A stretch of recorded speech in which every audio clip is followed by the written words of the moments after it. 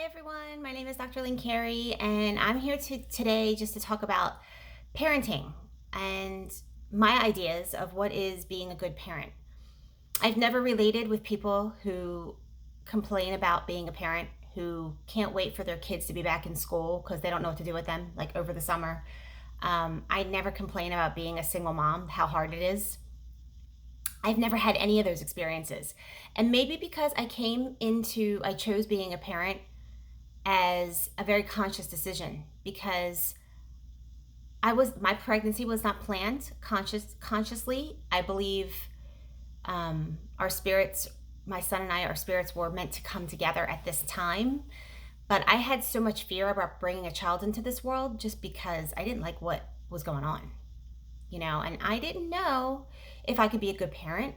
I saw so many people who were already moms and they weren't good at it, or they shouldn't have been. I saw it as a struggle. I saw it as they were very stressed out with their kids. I saw that they really didn't like it and they were kind of trapped. Like, it's a lifetime commitment, right? I didn't like that. And so I was very, very conscious. I was very depressed during my pregnancy. I think my heart was telling me I was supposed to do it.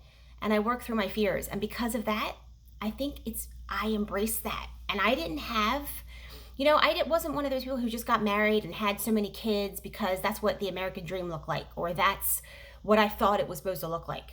I was questioning what life was supposed to look like. And so what a blessing that I had my child. And I just knew what I wished I had growing up. I wish somebody listened to me because I knew I was right about a lot of things and I was never heard. I was suppressed by our educational system, our medical system, the religious system. So I was free of all those constructs.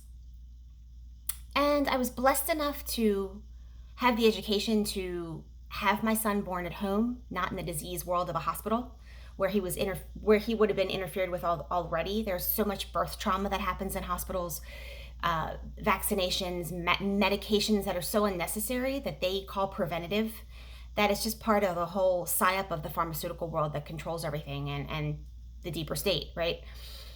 And I had years, not only from healing myself, but also in chiropractic school. I went steps beyond. I really studied at weekend seminars, and I took extracurricular courses to really become a good chiropractor, things that I didn't get in the chiropractic curriculum. And I remember what I always forget about is this one little book called How to Raise a Healthy Child in Spite of Your Doctor by Dr. Mendelsohn.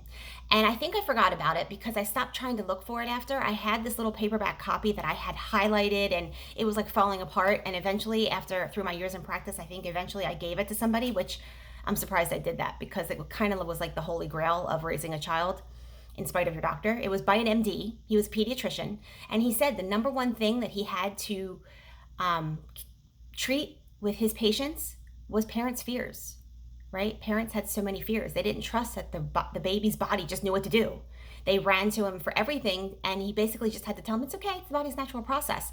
How many doctors are left like that? Usually, and most people won't accept that from a doctor. They want the medication. They want the quick fix. And I knew that too. I felt that as a chiropractor.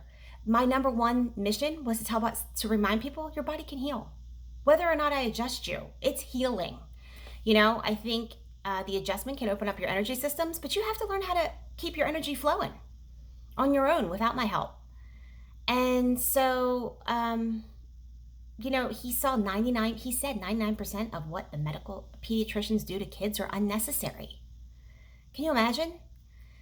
And then you put them in an educational system that doesn't even support, it just suppresses their natural being. So my son, I never thought that I had to teach him anything. I always looked at it as, what's he going to teach me? He was here to teach me. He came in a pure natural state, a high vibration. I, thank God, had consciousness enough to feel that because I had felt that for myself. And then I was learning to integrate it for myself after years and years of suppression. He just came in naturally. I felt abundance with him. He manifested whatever he needed. There was a great peace. There was a great joy in just living life. I just watched him. I was able to watch life through my son's eyes, and I was high watching it because it was so incredible. How he interacted with people, how he made friends, how he played, how he used his imagination, how he was interested in things.